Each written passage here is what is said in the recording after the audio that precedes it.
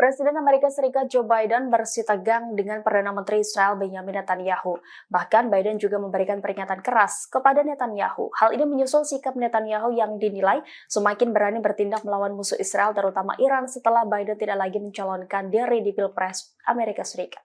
Demikian terungkap seusai bocornya percakapan telepon Joe Biden dan Netanyahu yang dilakukan pada Kamis 1 Agustus lalu. Laporan berita Channel 12 melaporkan bahwa dalam percakapan itu Biden meminta Netanyahu berhenti membohongi dirinya. Kemarahan itu terjadi lantaran Netanyahu menyebut Israel ingin membebaskan sandera dan gencatan senjata di jalur Gaza. Di sisi lain, sikap Netanyahu tidak menunjukkan keinginan damai dengan Palestina. Sebaliknya, Netanyahu justru mempersulit tercapainya gencatan senjata.